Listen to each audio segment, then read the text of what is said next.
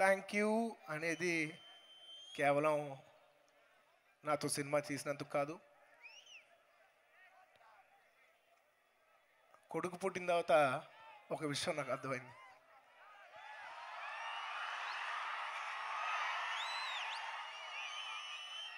నేను మా నాన్నంత గొప్పడు ఎప్పుడు కావలేదు.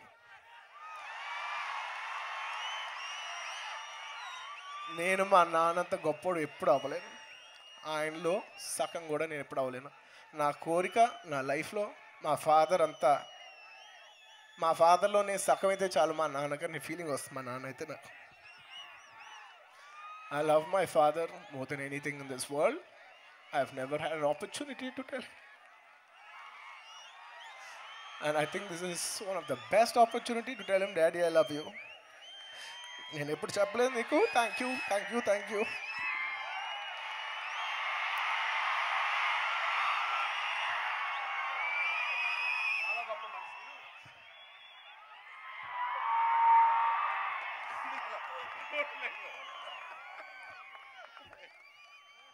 అంటే మీకు ఒక్క మాటలో చెప్పాలంటే నేను దాదాపు సారీ మీరేం అనుకోవద్దు, నాకు ఒక్క నిమిషం అండి, నేను లెన్స్ వేసుకున్నాను అనవసరంగా, అది ఇరిటేట్ చేస్తుంది నా కళ్ళలో, తీసేస్తే better.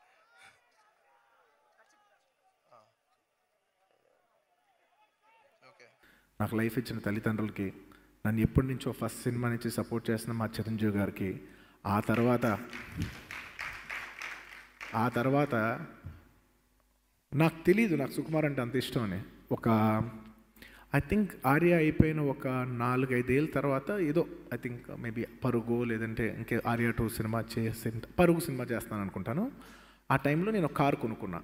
Car cost 85 lakhs X6 car, అద్దరిపోద్ది స్పోర్ట్స్ కార్ పట్టుకుని నేను స్టీరింగ్ పైన చేయిబెట్టి ఆలోచిస్తున్నా, ఇంత దూరం వచ్చానంటే దీనికి ఎవరెవరు కారణమై ఉంటారు అన్న వెంటనే నా మైండ్లో తట్టిన ఫస్ట్ వ్యక్తి సుకుమార్ గారు.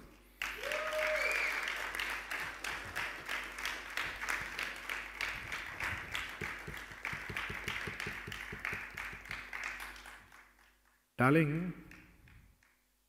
నువ్వు లేకపోతే నేను లేను.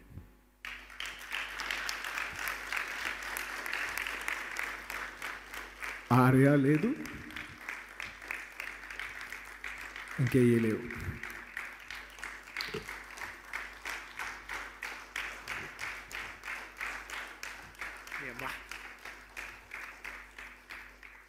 చిచ్చి ప్రతిసారి ఫంక్షన్లో ఈ పబ్లిక్లో ఇదేంట్రా దేవుడా, లాస్ట్ టైం మా నాన్నగారు అనుకున్నప్పుడు అనుకోకుండా ఇలా అయింది, మళ్ళీ ఎప్పుడు అవుతుంది దేవుడా.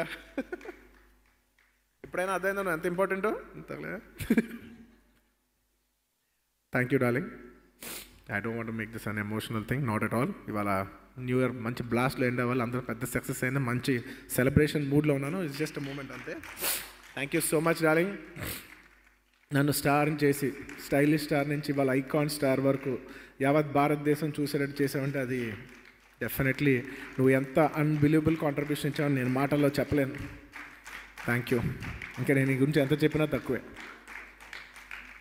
పాట్ అనేది మీకోసం చేసింది. నేను మగాల్లో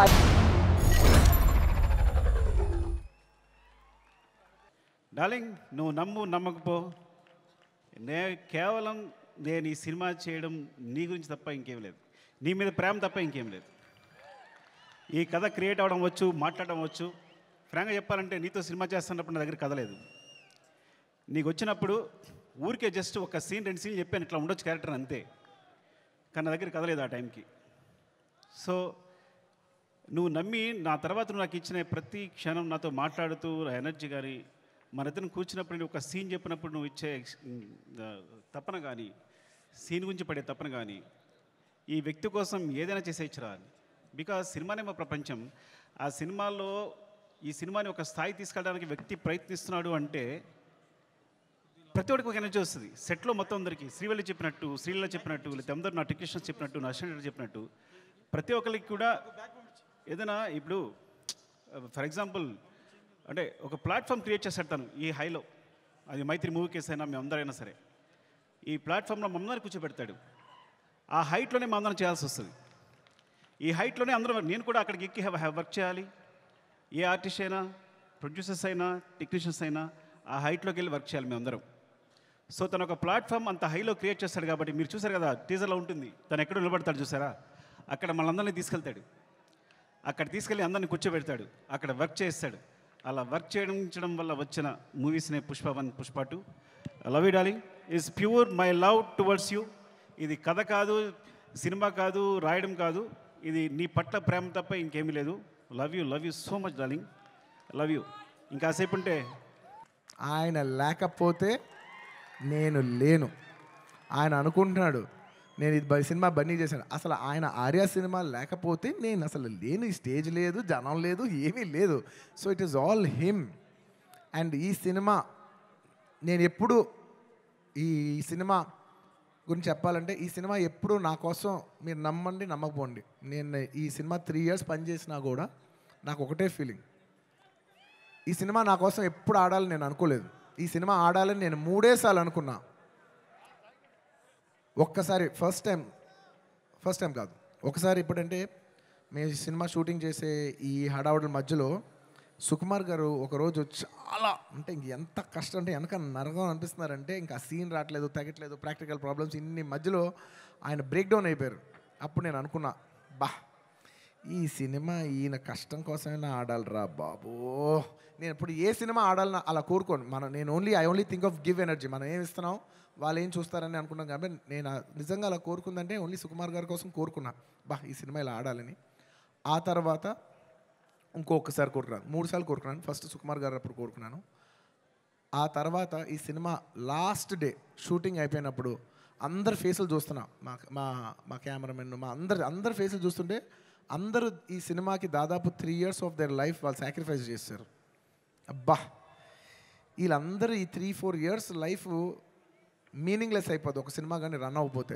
వీళ్ళందరూ ఈ సినిమా బాగా ఆడి వీళ్ళందరూ ఇది ఒక మెమరబుల్ ఫిల్మ్గా ఉండిపోవాలి వీళ్ళ లైఫ్లో అని చెప్పి నేను మనస్ఫూర్తిగా